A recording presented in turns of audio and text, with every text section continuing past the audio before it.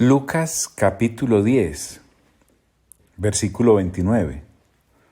Recordemos que es el diálogo entre un intérprete de la ley y el Señor Jesús. En el versículo 29 leíamos: pero él, queriendo justificarse a sí mismo, dijo a Jesús: ¿y quién es mi prójimo? Respondiendo Jesús dijo: un hombre descendía de Jerusalén a Jericó y cayó en manos de ladrones, los cuales le despojaron e hiriéndole se fueron, dejándole medio muerto. Aconteció que descendió un sacerdote por aquel camino y viéndole pasó de largo. Y ya vimos, yendo al Antiguo Testamento, porque este sacerdote pasó de largo. Ahora, en el versículo 32, el Señor Jesús le dice al intérprete de la ley: asimismo un levita. Este levita, al igual que sacerdote, tenía compromisos en el templo allá en Jerusalén. Llegando cerca de aquel lugar, es decir, por el camino donde estaba el herido, y viéndole, pasó de largo. Créanme que a mí me da una emoción indescriptible cuando el Señor Jesús me permite leerle pasajes del Antiguo Testamento, a los cuales usted y yo usualmente no iríamos. Así como con el sacerdote, hagamos con el levita. Vayamos y miremos las obligaciones y responsabilidades que tenían los levitas en el templo del Señor, o con el templo del Señor, más bien. Estoy en Números capítulo 3, voy a leer a partir del versículo 1. ¿Cuál es el afán? Estos son los descendientes de Aarón y de Moisés en el día en que Jehová habló a Moisés en el monte Sinaí. Y estos son los nombres de los hijos de Aarón: Nadab, el primogénito, Abiud, Eleazar e Itamar. Estos son los nombres de los hijos de Aarón, sacerdotes ungidos, a los cuales consagró para ejercer el sacerdocio. Pero Nadab y Abiú murieron delante de Jehová cuando ofrecieron fuego extraño delante de Jehová, algún día hablaremos de eso, en el desierto de Sinaí, y no tuvieron hijos. Y Eleazar e Itamar ejercieron el sacerdocio delante de Aarón su padre. Esto en el contexto anterior de sacerdotes. Ahora miremos acerca de los levitas. Recuerden que los sacerdotes vienen de la tribu de Leví. Pero, aunque todo sacerdote es levita, no todo levita es sacerdote. Versículo 5 del capítulo 3 de Números. Y Jehová habló a Moisés diciendo: haz que se acerque la tribu de Leví y hazla estar delante del sacerdote Aarón para que le sirvan. Y desempeñen el encargo de él y el encargo de toda la congregación delante del tabernáculo de reunión para servir en el ministerio del tabernáculo. Y guarden todos los utensilios del tabernáculo de reunión y todo lo encargado a ellos por los hijos de Israel, y ministren en el servicio del tabernáculo. Los sacerdotes oficiaban entonces todo el esquema de sacrificios y todo el esquema de ofrecerle a Dios lo que los israelitas traían. Pero es que el tabernáculo en sí desempeñaba una logística en sí mismo. ¿Por qué? Porque había cortinas, había utensilios, una cantidad de elementos que necesitaban ser transportados cuando se movía el tabernáculo de un lugar a otro. Así que no era pues que cada uno iba cogiendo un utensilio y arrancó con él, no señor. Los levitas además se consagraron como una tribu especial para Dios, y dice, versículo 9, y darás los levitas a Aarón y a sus hijos, les son enteramente dados de entre los hijos de Israel, y constituirás a Aarón y a sus hijos para que ejerzan su sacerdocio, y el extraño que se acercare morirá. Habló además Jehová a Moisés diciendo: he aquí, yo he tomado a los levitas de entre los hijos de Israel en lugar de todos los primogénitos. Los primeros nacidos entre los hijos de Israel serán pues míos los levitas. Porque mío es todo primogénito desde el día en que yo hice morir a todos los primogénitos en la tierra de Egipto. Santifiqué para mí a todos los primogénitos en Israel, así de hombres como de animales, míos serán, yo Jehová. Y Jehová habló a Moisés en el desierto de Sinaí diciendo: Cuenta a los hijos de Leví según las casas de sus padres por sus familias. Contarás todos los varones de un mes arriba. Y Moisés los contó conforme a la palabra de Jehová, como le fue mandado. Los hijos de Leví fueron estos por sus nombres: Gersón, Coat y Merari. Y de los nombres de los hijos de Gersón por sus familias son estos: Limni y Simeí. Los hijos de Coat por sus familias son Amram, Izar, Hebrón y Uziel.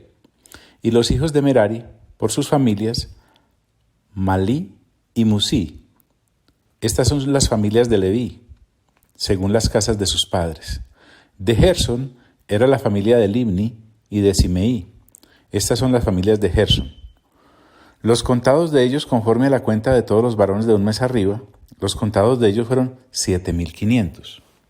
Las familias de Gersón acamparán a espaldas del tabernáculo al occidente.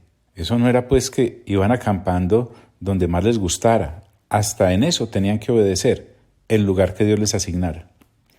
Y el jefe del linaje de los gersonitas, Eliasaf, hijo de Lael.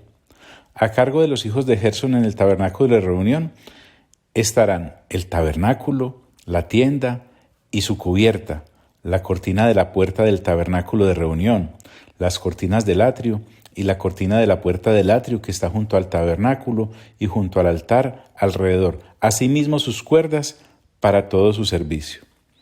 Esos elementos del tabernáculo le correspondían a los descendientes de Gersón y a Gersón mismo. Mire lo que le correspondía, por ejemplo, a los de Coat. De Coat eran la familia de los Amramitas, la familia de los Izaritas, la familia de los Hebronitas y la familia de los Uzielitas. Estas son las familias coatitas. El número de todos los varones de un mes arriba era 8,600 que tenían la guarda del santuario.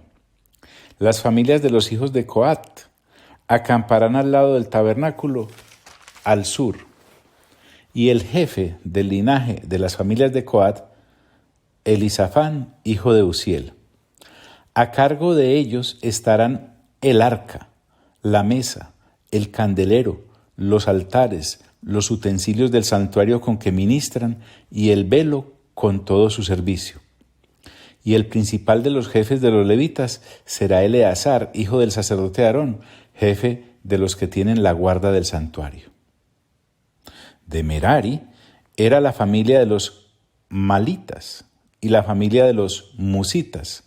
Estos son las familias de Merari. Los contados de ellos, conforme al número de todos los varones de un mes arriba, fueron 6,200. Y el jefe de la casa del linaje de Merari, Suriel, hijo de Abijail, acamparán al lado del tabernáculo, al norte. A cargo de los hijos de Merari estará la custodia de las tablas del tabernáculo, sus barras, sus columnas, sus basas y todos sus enseres con todo su servicio. Y las columnas alrededor del atrio, sus basas, sus estacas y sus cuerdas. Los que acamparán delante del tabernáculo al oriente, delante del tabernáculo de reunión al este, serán Moisés y Aarón y sus hijos, teniendo la guarda del santuario en lugar de los hijos de Israel, y el extraño que se acercare morirá. Todos los contados de los levitas que Moisés y Aarón, conforme a la palabra de Jehová, contaron por sus familias, todos los varones de un mes arriba, fueron 22,000. Ojo pues, esa era la cantidad de personas levitas que estaban al servicio de Dios para tener que ver con todo lo que tenía el asunto del tabernáculo en sí. Y Jehová dijo a Moisés: cuenta todos los primogénitos varones de los hijos de Israel de un mes arriba y cuéntalos por sus nombres. Y tomarás a los levitas para mí en lugar de todos los primogénitos de los hijos de Israel, y los animales de los levitas en lugar de todos los primogénitos de los animales de los hijos de Israel. Yo Jehová. Contó Moisés como Jehová le mandó todos los primogénitos de los hijos de Israel y todos los primogénitos varones, conforme al número de sus nombres, de un mes arriba, y fueron 22,273. Luego habló Jehová a Moisés diciendo: Toma a los levitas en lugar de todos los primogénitos de los hijos de Israel, y los animales de los levitas en lugar de sus animales, y los levitas serán míos, yo Jehová. Y para el rescate de los 273 de los primogénitos de los hijos de Israel, que excedan a los levitas. Tomarás 5 siclos por cabeza, conforme al ciclo del santuario los tomarás. El ciclo tiene 20 jeras. Y darás a Aarón y a sus hijos el dinero del rescate de los que exceden. Tomó pues Moisés el dinero del rescate de los que excedían el número de los redimidos por los levitas, y recibió de los primogénitos de los hijos de Israel en dinero 1,365 siclos, conforme al ciclo del santuario. Y Moisés dio el dinero de los rescates a Aarón y a sus hijos, conforme a la palabra de Jehová, según lo que Jehová había mandado a Moisés. Yo no sé usted, mi hermano y mi hermana, o usted, amigo y amiga que nos visitan, pero al leer estos pasajes del Antiguo Testamento, no me surge ni siquiera la idea remota de juzgar a este levita que pasó de largo.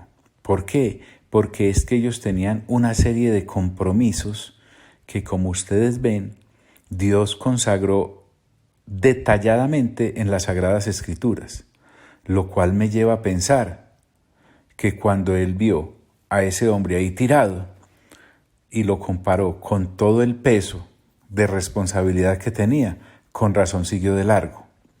Esto nos muestra entonces que el antiguo pacto era muy limitado en cuanto a misericordia con el prójimo. Y eso es lo que el Señor Jesús ahora quiere señalar cuando el intérprete de la ley le ha preguntado: ¿y quién es mi prójimo? Sigamos en el capítulo 4 de Números. ¿Cuál es el afán? Si usted lo tiene, adelante un poquito el mensaje. Habló Jehová a Moisés y a Aarón diciendo: Toma la cuenta de los hijos de Coat, de entre los hijos de Leví, por sus familias según las casas de sus padres, de edad de 30 años arriba hasta 50 años.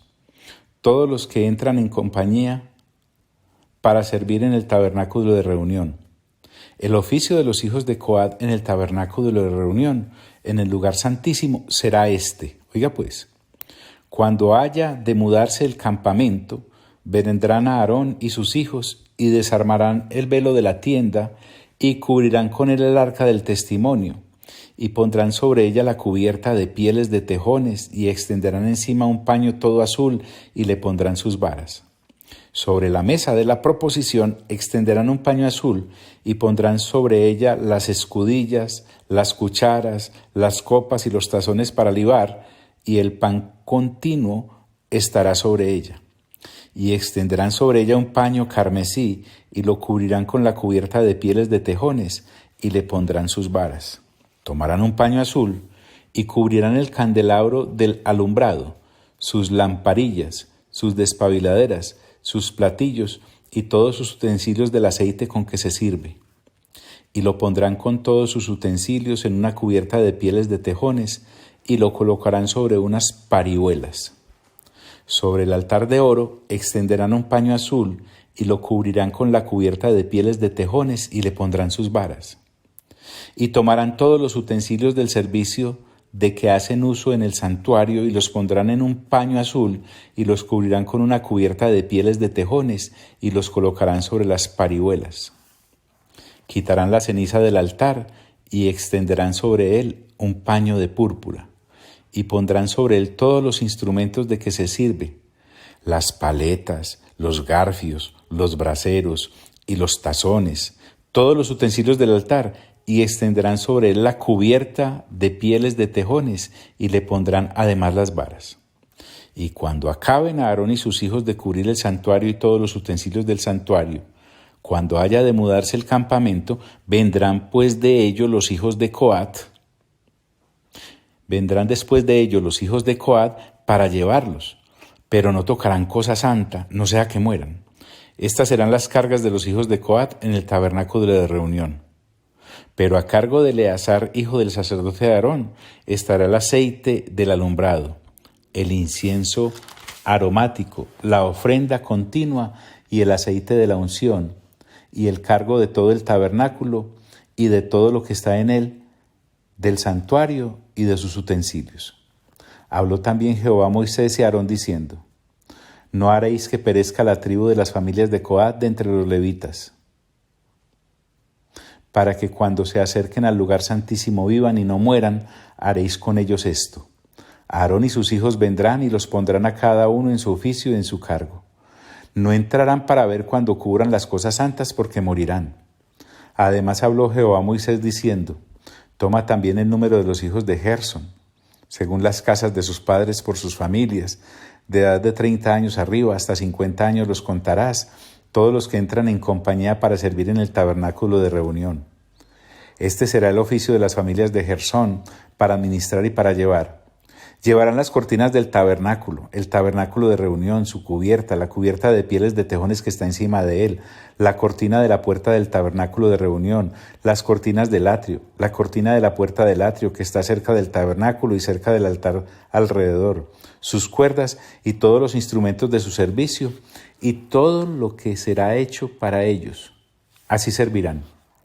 Según la orden de Aarón y de sus hijos será todo el ministerio de los hijos de Gersón, en todos sus cargos y en todo su servicio, y les encomendaréis en guarda todos sus cargos. Este es el servicio de las familias de los hijos de Gersón en el tabernáculo de reunión, y el cargo de ellos estará bajo la dirección de Itamar, hijo del sacerdote Aarón. Contarás los hijos de Merari por sus familias, según las casas de sus padres. Desde el de edad de 30 años arriba hasta el de 50 años los contarás. Todos los que entran en compañía para servir en el tabernáculo de reunión. Este será el deber de su cargo para todo su servicio en el tabernáculo de reunión. Las tablas del tabernáculo, sus barras, sus columnas y sus basas. Las columnas del atrio alrededor de sus basas. Sus estacas y sus cuerdas, con todos sus instrumentos y todo su servicio. Y consignarás por sus nombres todos los utensilios que ellos tienen que transportar. Eso era con inventario y todo. Este será el servicio de las familias de los hijos de Merari para todo su ministerio en el tabernáculo de reunión, bajo la dirección de Itamar, hijo del sacerdote Aarón. Moisés, pues, y Aarón, y los jefes de la congregación contaron a los hijos de Coat por sus familias y según las casas de sus padres, desde el de edad de 30 años arriba hasta el de edad de 50 años, todos los que entran en compañía para ministrar en el tabernáculo de reunión. Y fueron los contados de ellos por sus familias, 2,750. Estos fueron los contados de las familias de Coat, todos los que ministran en el tabernáculo de reunión, los cuales contaron Moisés y Aarón, como lo mandó Jehová por medio de Moisés. Y los contados de los hijos de Gersón por sus familias según las casas de sus padres, desde el de edad de 30 años arriba hasta el de edad de 50 años, todos los que entran en compañía para ministrar en el tabernáculo de reunión. Los contados de ellos por sus familias según las casas de sus padres fueron 2,630. Estos son los contados de las familias de los hijos de Gersón, todos los que ministran en el tabernáculo de reunión, los cuales contaron Moisés y Aarón por mandato de Jehová, y los contados de las familias de los hijos de Merari por sus familias según las casas de sus padres, desde el de edad de 30 años arriba hasta el de edad de 50 años, todos los que entran en compañía para ministrar en el tabernáculo de reunión. Los contados de ellos por sus familias fueron 3,200. Estos fueron los contados de las familias de los hijos de Merari, los cuales contaron Moisés y Aarón, según lo mandó Jehová por medio de Moisés. Todos los contados de los levitas de Moisés y Aarón y los jefes de Israel contaron por sus familias, según las casas de sus padres, desde el de edad de 30 años hasta el de edad de 50 años. Todos los que entraban para ministrar en el servicio y tener cargo de la obra en el tabernáculo de reunión. Los contados de ellos fueron 8,580. Como lo mandó Jehová por medio de Moisés, fueron contados cada uno según su oficio y según su cargo, los cuales contó él como le fue mandado. John, disculpe, acabo de llegar. Yo me esperaba como una prédica de añadiduras más positiva para lograr conseguir cosas. Pues bien, resulta que no es así. Nos hemos dado a investigar porque es que este levita, viendo a aquel hombre que estaba herido, también pasó de largo. ¿Qué pasó? ¿En dónde fue que se originó todo esto? Porque nosotros, si no renovamos entendimiento, nos vamos entonces a dar a criticar tanto al sacerdote como al levita, y lo que necesitamos es entender por qué el Señor Jesús los está colocando como ejemplo y por qué siguieron de largo. No es porque fuesen unos desconsiderados, no, sino que el pacto en el cual servían y ministraban en el tabernáculo de reunión no era muy misericordioso que digamos. Estaban primero las funciones que debían cumplir antes que comportarse con misericordia con el prójimo. Pero además estamos mirando que ser levita no era ser levita así porque sí. El asunto es de mucha responsabilidad. Si observaste atentamente cuando él te leía, capítulos que usualmente usted y yo no leemos, nos damos cuenta que los tazones, los garfios, las basas, las tablas, los cueros con los que estaba hecho el tabernáculo en sí, eso no era que cualquiera iba cogiendo una olletica de esas o un garfio de esos o un tazón de esos y arrancó. No. Tenían que ser de la tribu de Leví porque habían sido consagrados a Dios. Y de la tribu de Leví, como puedes escuchar, había 4 familias. Estaba la de Aarón, que era una familia netamente sacerdotal, estaba la de Gersón, estaba la de Merari y estaba la de Coat. Y uno de Coat no iba a poder ir a transportar lo que le correspondía a uno de Merari. Y uno de Merari a lo de Gersón. No, eso había una sanción, inclusive la muerte, a veces. Como te digo, si afán tienes, corre un poquito más la cinta.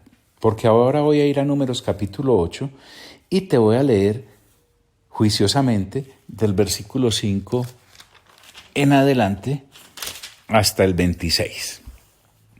Oído pues, yo leo, usted escucha. También Jehová habla a Moisés diciendo, toma a los levitas de entre los hijos de Israel y haz expiación por ellos. Así harás para expiación por ellos. Rocía sobre ellos el agua de la expiación y haz pasar la navaja sobre todo su cuerpo, es decir, bien afeitaditos, y lavarán sus vestidos y serán purificados, bien bañaditos además. Luego tomarás un novillo con su ofrenda de flor de harina amasada con aceite y tomarás otro novillo para expiación. Y harás que los levitas se acerquen delante del tabernáculo de reunión y reunirás a toda la congregación de los hijos de Israel.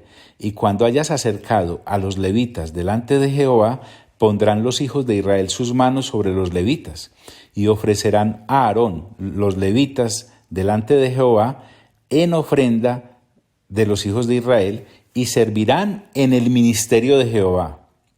Y los levitas pondrán sus manos sobre la cabeza de los novillos y ofrecerán el uno por expiación y el otro en holocausto a Jehová para hacer expiación por los levitas.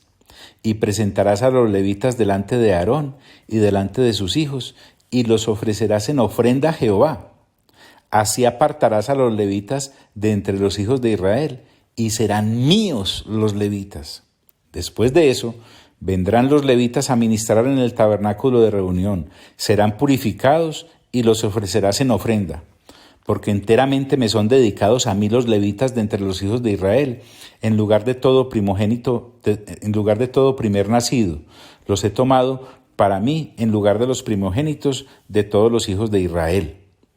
Porque mío es todo primogénito de entre los hijos de Israel, así de hombres como de animales, desde el día en que yo hería todo primogénito en la tierra de Egipto, lo santifiqué para mí.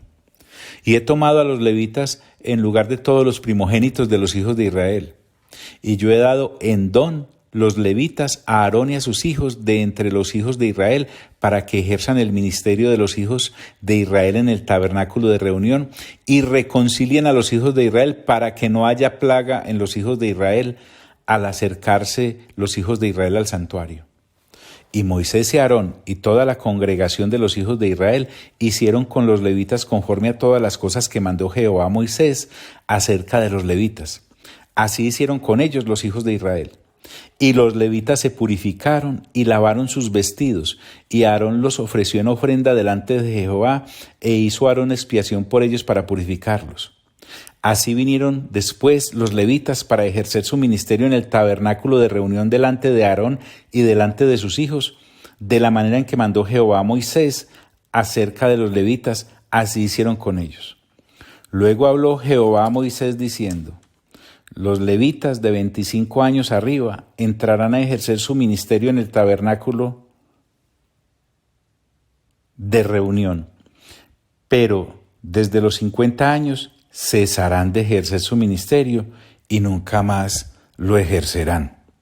Servirán con sus hermanos en el tabernáculo de reunión para hacer la guardia, pero no servirán en el ministerio.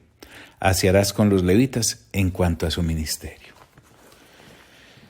Entonces, mis amados y amadas, la próxima vez que usted y yo, renovando entendimiento, leamos cuando el Señor Jesús está refiriéndole la historia al intérprete de la ley, cuando él preguntó: ¿y quién es mi prójimo? No seamos entonces apresurados al decir: pero es que ese sacerdote, pero es que ese levita. No, metamos en el contexto.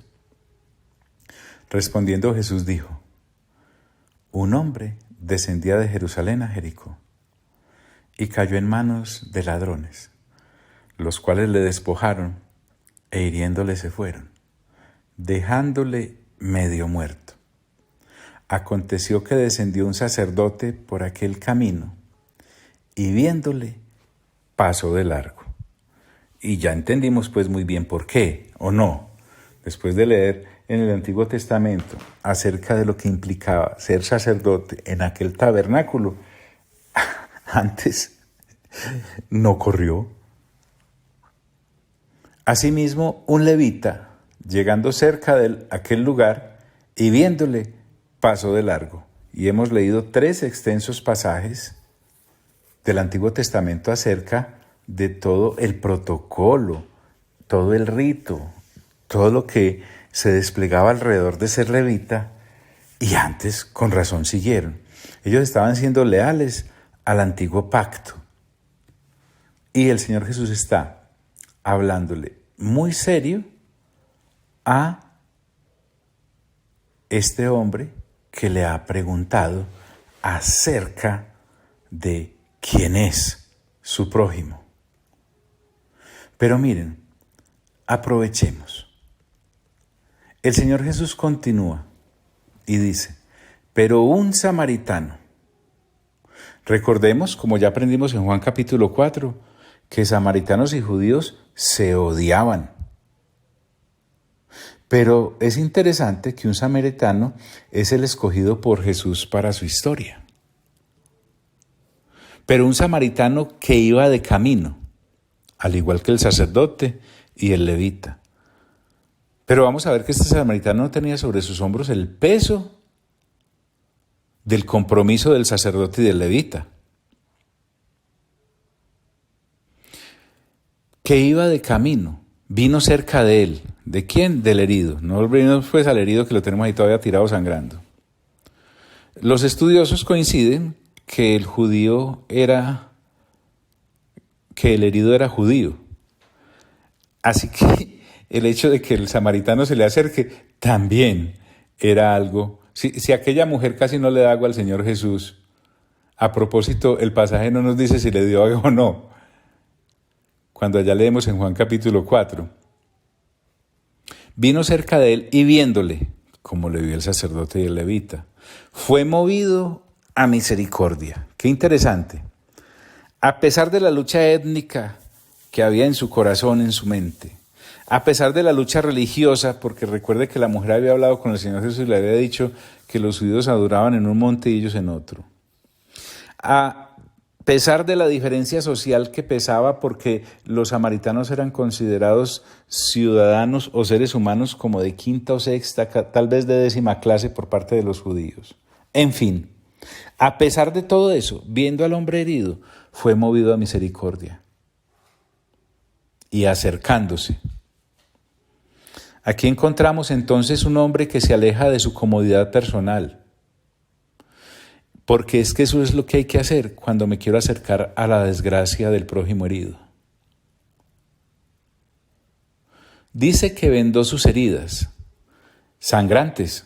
El sacerdote no podía tocar aquella sangre, aquel sangrante. El levita sí que menos. El samaritano lo hace, echándoles aceite y vino, que a propósito eran productos de primera necesidad para un viajero. Aceite y vino. Y poniéndole en su cabalgadura, en su medio de transporte. Pensemos en un medio de transporte, piense usted en el suyo, por favor. Si a veces nosotros no dejamos comer una harinita a alguien en el medio de transporte que tenemos, sea bicicleta, moto, carro, monopatín, o no ha encontrado usted gente, y espero que no le caiga el guante, si es así pues chánteselo de una vez, que usted va con su propia familia, la suya, la de usted, la que usted parió, y les dice, aquí no comen, que cuidado me hacen un reguero, que cuidado con los tapetes, que cuidado, pero miren este hombre, pone al tipo sangrante en su cabalgadura. Pensemos en un camello, pensemos en un dromedario, pensemos en un burro, pensemos en un caballo. La sangre sobre la montura y es que su comodidad se está bajando de ahí. Y poniéndole en su cabalgadura lo llevó al mesón. El mesón era el hotel de paso para todos los caminantes. Pero me dice que cuidó de él. El hombre se apersonó del asunto hasta donde le fue posible. Maravilloso. Otro día al partir, lo cual me lleva a pensar cuántos días estaría cuidándolo, ¿no? Pero seguramente, como era comerciante, aquel camino, como ya lo vimos, es reconocido como un camino por el cual transitaba gente para comerciar, o como lo hacía el sacerdote o como lo hacía el levita. Además de todos los ladrones que ejercían su profesión por allí. Él le entrega de su tiempo, porque es que para tener misericordia de alguien hay que bajarse del tiempo de uno. La misericordia que nosotros a veces tenemos se circunscribe al sepelio de alguien, y eso de afán. ¿Por qué? Estoy de afán, muy de afán. Otro día al partir sacó 2 denarios. Aquí vemos cómo pone finanzas al servicio del que nada tiene. O cómo le parece que queda uno después de que lo atraquen. Después de que le roben y lo dejan además mal herido. Tal vez hasta había perdido un poco la noción del tiempo y de la memoria este hombre. Sacó 2 denarios y los dio al mesonero. Sí, el dueño de la posada. Es más, le paga por adelantado. Y le dijo, cuídamele.